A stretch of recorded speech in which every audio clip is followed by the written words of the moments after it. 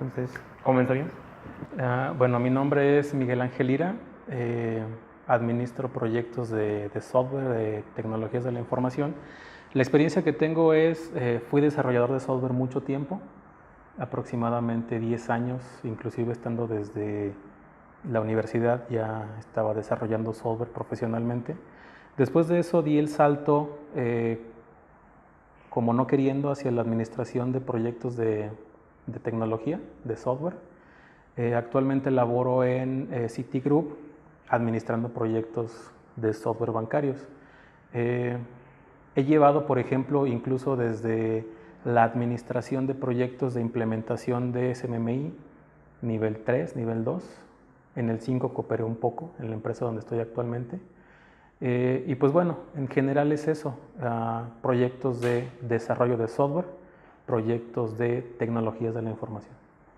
Entonces, comenzando con esa introducción, empezaremos con las preguntas. La primera es, ¿cuál es el mayor reto de alcanzar un nuevo proyecto de tecnologías de la información?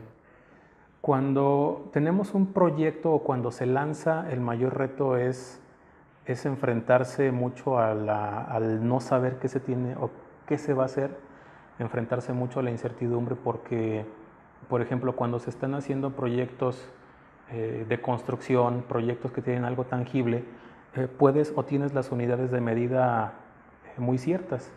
Si estás construyendo un edificio, pues tienes varilla, tienes bultos de cemento, tienes ladrillos, entonces es fácil hacer la cuantificación y poder, si acaso, imaginar lo que estás esperando. Cuando tenemos un proyecto de software, el mayor reto es ese, poder visualizar cómo vas a hacer entender a las personas en base a cosas intangibles para que vayan creyendo en lo que tú estás haciendo. Entonces creo que ese es uno de los mayores retos, desde un principio empezar a trabajar con intangibles. Y con eso, ¿cómo inicia la investigación para un nuevo proyecto? Buena pregunta. Pues mira, la investigación, o más bien los proyectos de software, son muy especiales porque en la experiencia que yo tengo, no los podría clasificar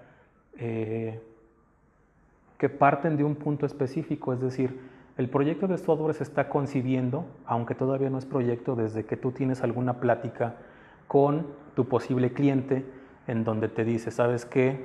Necesito que desarrolles tal vez una aplicación para que haga la automatización de un proceso. Desde ese momento, todavía no existe el proyecto, pero ya estás recabando información. Entonces, ahí es donde empiezas a investigar. Cuando ya se firma el proyecto, que es ese punto, ese parteaguas, donde ya tienes algunos documentos, digamos, el contrato de inicio, a partir de ahí se empieza la etapa de análisis y en esa etapa de análisis se debe tener también mucha sagacidad para poder sacar la máxima información de aquellas personas que tú estés observando, entrevistando, aquellos procesos que te proporcionen. Entonces, en la etapa de análisis, tú ahí vas a sacar toda la información posible porque en la pregunta anterior hablamos de intangibles, hablamos de cosas que no puedes inclusive describir.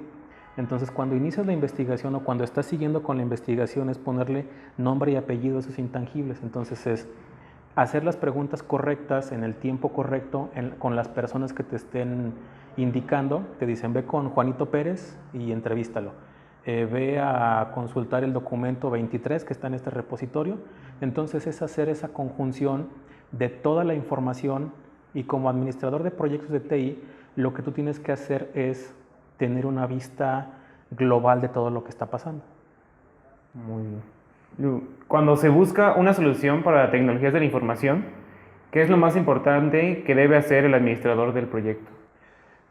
La parte más importante es la comunicación. Tú tienes que ser ese mediador entre la persona que te está solicitando el proyecto, el software, ya sea una asociación, una empresa, una persona. Tienes que ser el mediador entre ese ente y tu equipo de trabajo. Entonces, la información va fluyendo en ambos lados. Si tú no eres capaz de, por ejemplo, que tu equipo de trabajo, que normalmente tiene un lenguaje muy técnico, te da información a ti y tú lo tienes que traducir, lo tienes que tropicalizar para que la persona de enfrente, tal vez sea un despacho de contadores, tal vez sea una constructora, tal vez sea de cualquier índole, tú tienes que tener ese feeling para poder traducirle y comunicarle. Viceversa, cuando las personas a las que tú les estás haciendo el software, este ente, te da información, debes ser capaz de traducirla y permearla hacia tu equipo de trabajo. Entonces es esa dualidad. Debes conocer el lenguaje específico del ámbito donde estás desarrollando el software y viceversa, debe ser también muy letrado en la parte tecnológica. Entonces, eso es una de las principales cosas que debe hacer el administrador de proyectos, tener una comunicación certera. Ya que utilizar el Project Manager, ya que utilizar las herramientas, por ejemplo, hacer un plan, esas cosas, son simplemente eso, herramientas que te van poniendo pautas para decir qué es lo que sigue y qué debo comunicar hacia ambos lados. ¿Qué retos ha enfrentado con usuarios finales, vendedores y administradores cuando se inicia un proyecto técnico? Los retos, lo mismo, es la comunicación. Muchas veces, si no se da el mensaje adecuado, inclusive en el tono adecuado, la persona que está enfrente se puede alarmar. Muchas veces también las personas que tienes enfrente que te están pidiendo el software van, no sé si ¿cómo digarlo?, con malicia o van con conocimiento. Ellos tienen su estrategia de negociación. Entonces, por ejemplo, lo que uno busca cuando estás en los negocios es el máximo provecho haciendo la menor inversión o el menor costo. Eso es lo que uno busca. Entonces también debes tener esa capacidad de empezar a ver esas muestras de decir, esto se me está yendo de las manos porque no soy capaz de negociar una fecha de entrega que se retrasó, se adelantó, no soy capaz de negociar que necesito más recursos o que necesito quitar ciertas cosas del proyecto.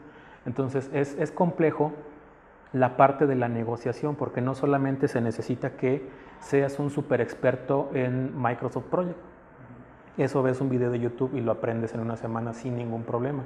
La cuestión es esa, que tengas la facilidad de tratar con las personas y que las herramientas, que sí debes ser experto en usar todo eso, ya sea hojas de Excel o, como te mencionaba, algo más profesional como Microsoft Project, tienes esas herramientas, pero si no le das el uso adecuado, de nada te va a servir tener una planeación súper bonita. De nada te va a servir esa planeación súper bonita si no eres capaz de poder dar el mensaje correcto en el tiempo correcto. ¿Qué información es típicamente necesaria durante el inicio de un proyecto de tecnologías? ¿Qué información es necesaria? Mira, tú debes saber, yo creo que bajo mi experiencia, igual algunas personas te pueden decir otras cosas, lo que necesitas saber es qué se quiere lograr. Entonces, la parte principal que tú debes saber cuando inicias un proyecto es qué objetivos estás persiguiendo para poder encaminar el trabajo que vas a hacer a cumplir con esos objetivos. Y aquí es bien importante que se distinga que el software, si es hecho a medida, este proyecto de TI debe adaptarse a esas necesidades y a esos objetivos y no al revés, ¿de acuerdo? Entonces, lo primero que debes saber es qué voy a hacer, qué quiero solucionar, qué quiero hacer. Ya que lo hayas solucionado, después de que sabes qué vas a hacer, es muy sencillo empezar a darle seguimiento a ese proyecto y también es muy sencillo saber qué reportar. Como te mencionaba hace ratito, la comunicación. Si sabes qué quieres lograr, en los proyectos de software van surgiendo montones de indicadores. Tú inclusive puedes medir muy al detalle cuántas líneas de código por hora produce un programador,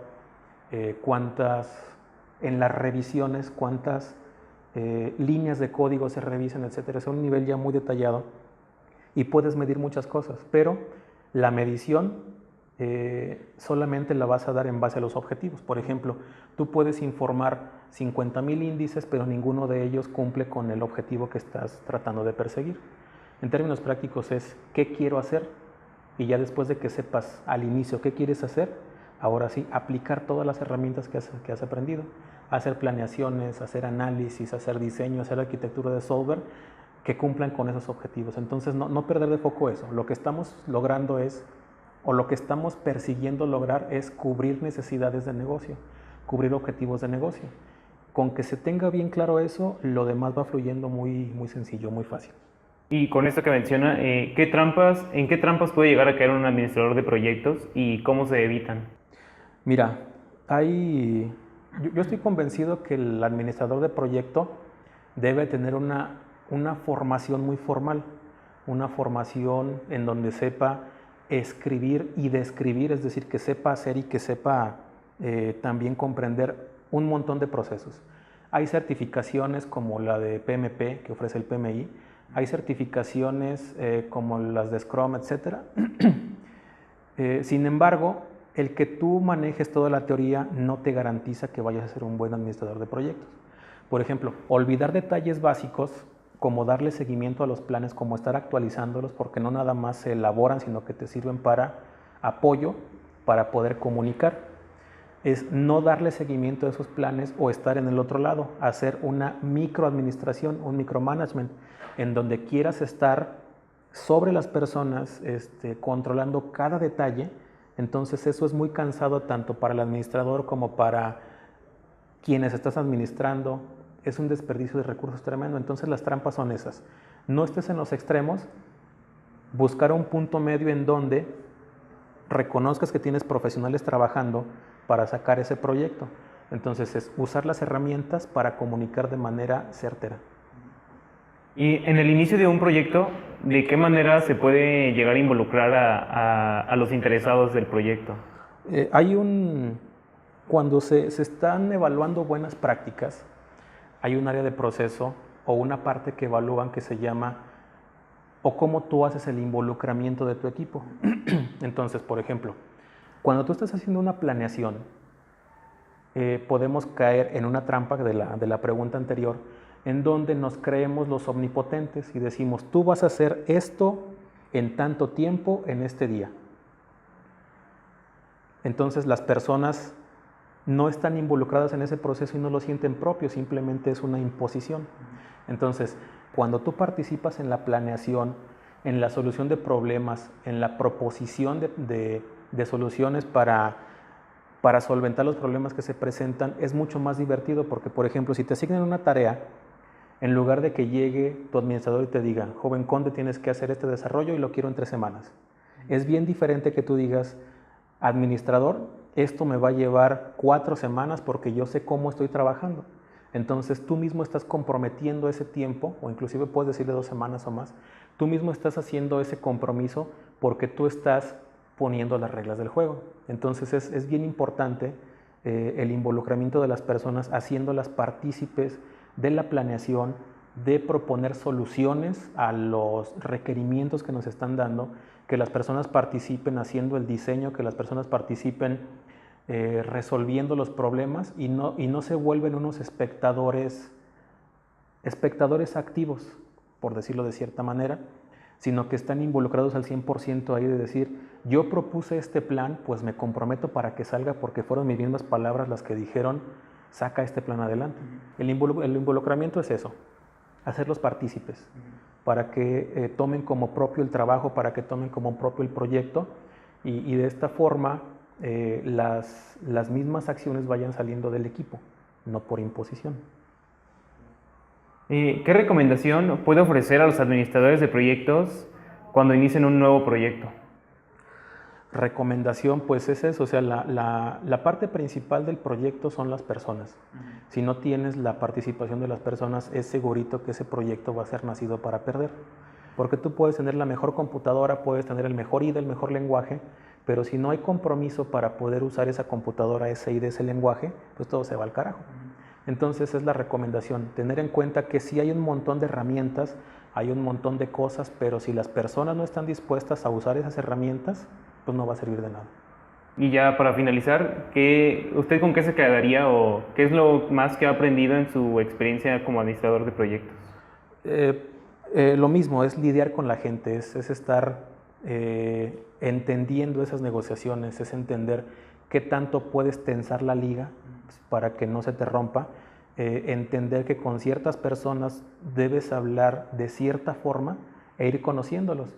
Entonces es eso, lo principal que se aprende es a tratar con las personas y a saber que si no tienes un buen dominio de las personas, Puedes ser el mejor en Excel o el mejor en Microsoft Project o el mejor en .NET, pero si no tienes el dominio sobre las personas, no vas a poder hacer nada. Bueno, pues muchísimas gracias. Gracias a ti, joven conde.